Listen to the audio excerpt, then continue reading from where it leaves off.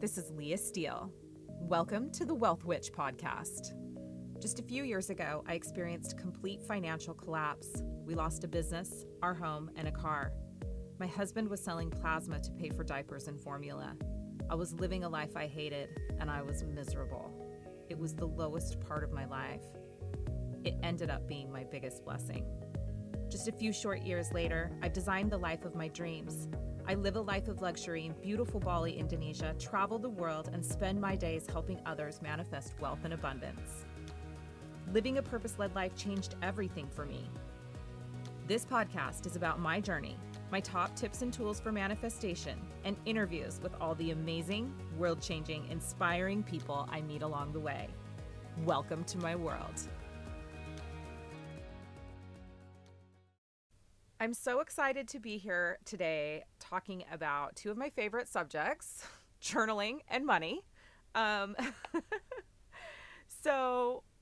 I wanted to come on and share some of my tips and tricks for how I maintain my super hectic, fast-paced lifestyle and do it with what I think appears to a lot of people to be from a place of grace and ease, though it doesn't always feel like that to me.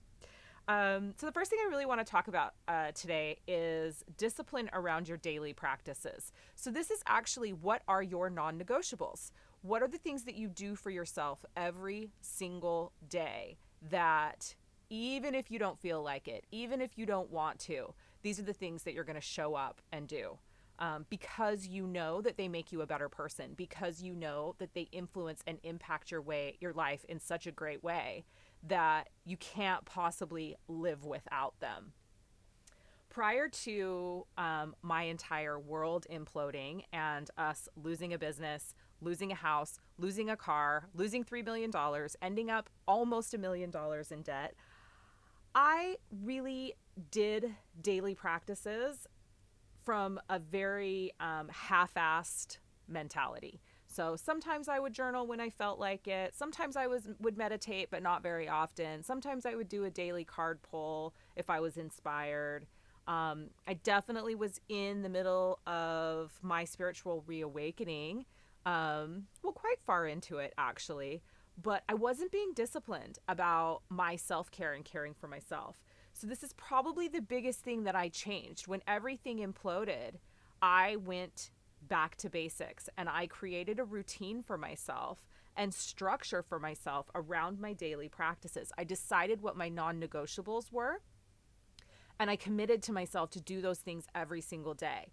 And at that time, because my life was such a shit show and financially we were in such a fucking mess, listening to wealth consciousness work was the first thing that I implemented. And it was like, I listened to wealth consciousness work like it was my fucking job. But I committed to myself that I would listen to no less than 30 minutes of wealth consciousness work every single day, 7 days a week. And I did that. I did that come hell or high water. And it shifted so much for me. Next, I started journaling. And I know that this comes as a huge surprise for a lot of the people that follow me, but I was not always a journaler. I actually hated journaling. And when people would suggest that I journal, I would be like, oh my God, stab me in the eye with a fucking dull spoon because I don't want to journal. Like, I couldn't picture anything worse than journaling, in fact. But I started journaling because at the time I was following Amanda Francis and she was like, you got to journal. And I was willing to do anything to get out of the place that I was in.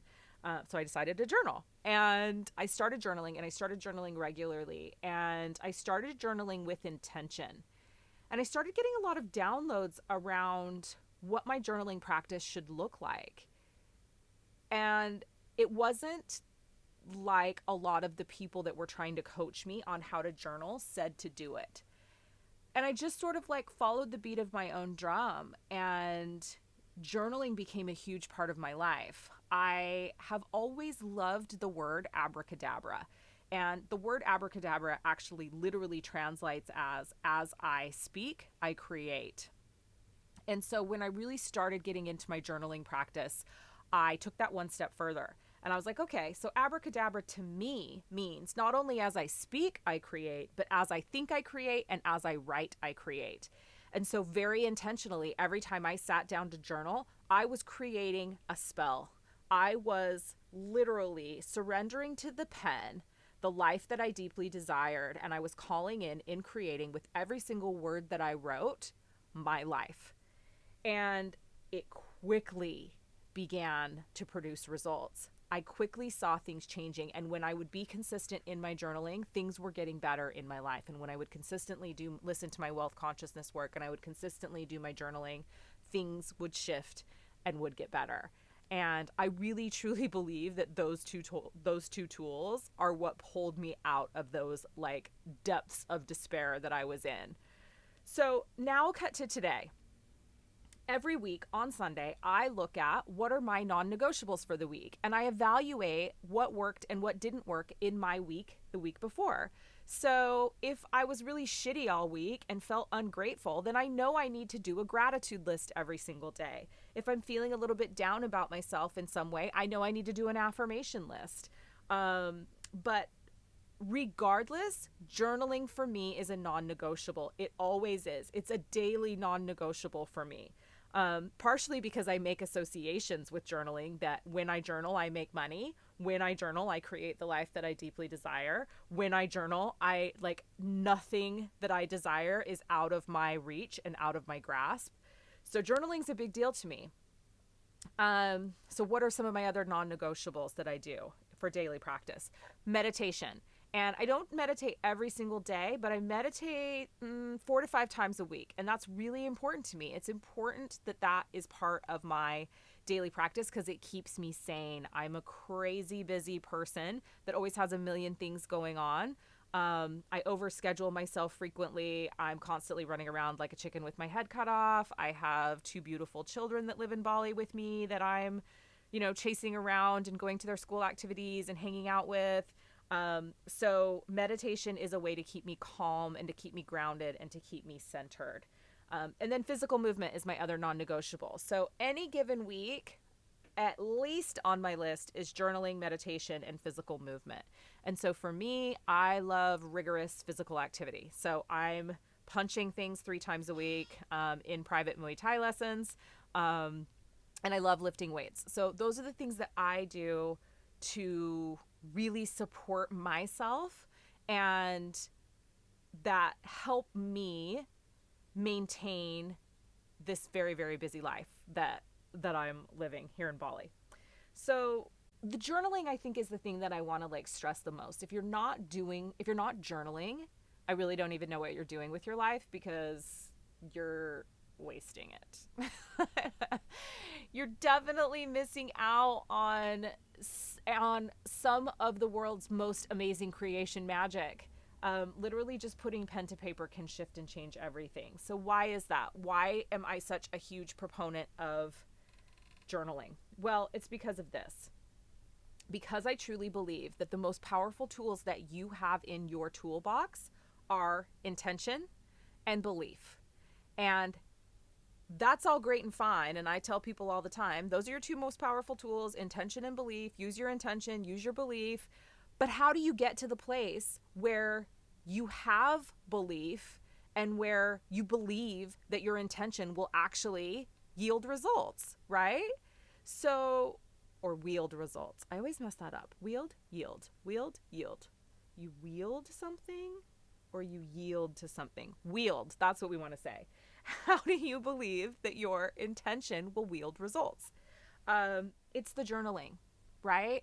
Like it is the shifting of the mindset. You are able to create unwavering belief through mindset work and through practiced and disciplined mindset work. The discipline thing, I think, is the thing that triggers people a lot. And I know the feeling. I used to hate the word discipline, and I used to hate more than anything the word consistency. They felt so restrictive. They felt so restraining. And if you know me, I'm like, fuck the rules. I don't want to listen to anybody's rules. I don't want to follow anybody's rules. And so discipline and consistency was horrible. It was horrible. It was horrible to even think that I would have to do something or that I would be required to do something. So when I tried to create discipline for myself, I often would rebel against myself. How silly is that? But I would be like, okay, I'm going to do this. I'm going to journal every day. And then my rebellious side would be like, fuck that. We're not journaling. Don't tell us what to do. And I'm like, how crazy is this? I'm literally fighting myself. So I had to put my big girl panties on and kick my own ass and be like, no, listen, like, this is good for you. Sit down and do this. Because I knew that I was a powerful being. I've always been a powerful manifester. And when I put my mind to something, I've known that I can create and that I can manifest. And so through the journaling and through the mindset work and through the constant little shifts that happen through the journaling process, that's where my belief becomes stronger and stronger and stronger. And that's when I see that when I intend something, and for me, it's usually when I have an intention about something, I put it in writing, I commit it to paper. I commit it with pen to paper. And I will answer this question because I know this always comes up. People always ask me, is it important to handwrite when you're doing journaling? So here's the thing. If you hate handwriting in a journal and you only will journal by typing on a computer, then by all means do it that way. I will tell you that I believe that there's a special kind of magic in pen to paper. There's something that happens in the neurotransmitters of the brain when you actually are writing on paper with a pen, and this has been scientifically proven. So if you aren't going to journal unless you can type, then go ahead and type. If you want to get the very most out of it, buy yourself an amazing journal and buy yourself an amazing pen and put pen to paper and manifest that way and create that way. So it's these little shifts. It's these little shifts that solidify belief. It's these little shifts that create the belief that your intention shifts and changes everything. So we know that our thoughts and feelings and emotions can impact matter. And we know that. It's been scientifically proven. And we've been talking about a lot of scientifically proven things on this episode, obviously. And I'm not citing any sources. If you want to know what they are, you can definitely send us an email and we'll get back to you with the source. But we are powerful, powerful creatures. We have the ability to influence and mold matter with our thoughts, with our feelings, with our beliefs. And when we own that power and we step fully into owning our vibration and owning how powerful our frequency is and owning how powerful our thoughts are, that's really when the magic happens. So that's why I journal, because it is a place for me to put my thoughts, feelings, and emotions onto paper. And it's like double duty, right? It is that double part of abracadabra. As I think, I create, and also as I write, I create. And if I really want to give it some juice, then I'll read it out loud after I'm done writing it, right? So the practices, the daily practices, the getting in touch with soul, which is what those daily practices do through the journaling, through the meditation, through the physical movement, they help you be able to get in touch with your soul, to feel yourself, to get to know yourself. And those practices set you up for being able to believe in yourself and being able to believe that you have the ability to shift, that you have the ability to shift quickly. And that's the biggest thing when it comes to manifesting money and creating wealth, because money comes in ebbs and flows, and it always will. I think the ultimate goal is to build a big enough cushion that you don't feel the ebbs and flows quite so much, but it happens, and they're going to happen. And so the biggest thing about mindset work for me is, how quickly can I shift back to a place and a mindset that has no lack mentality and no scarcity thinking in it? Because the truth is, we all get triggered by things. We all pop into those places of fear. We all pop into those places of doubt. We all get concerned about paying a bill when something big comes up that we have to take care of. Like, of course, it can be upsetting.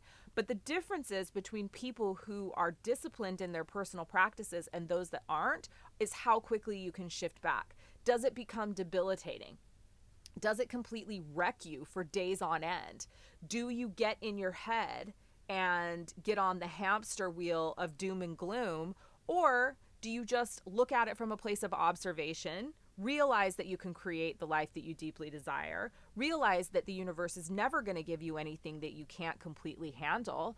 And then get back on the horse and do the damn thing and go manifest the money to take care of whatever the bill is, right?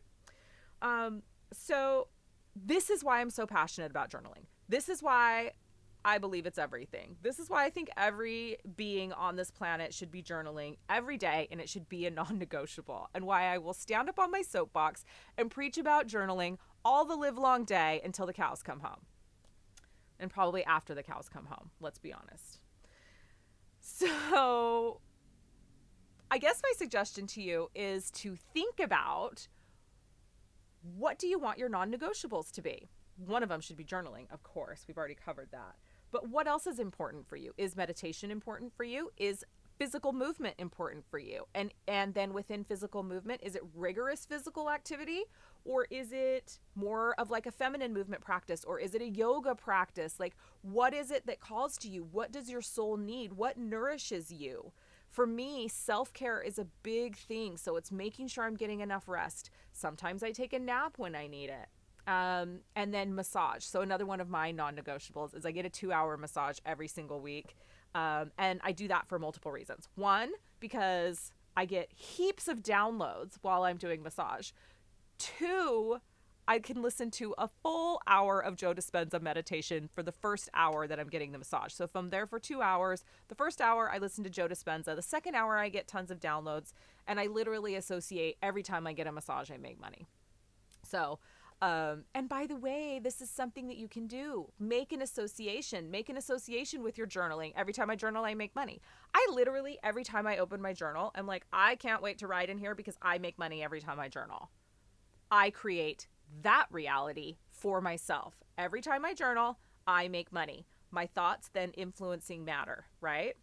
And the same with every time I get a massage, I make money because I get downloads and then I get inspiration and then I come out and execute on them. Hold yourself accountable to your non-negotiables, create them, and then keep the commitment to yourself to do them.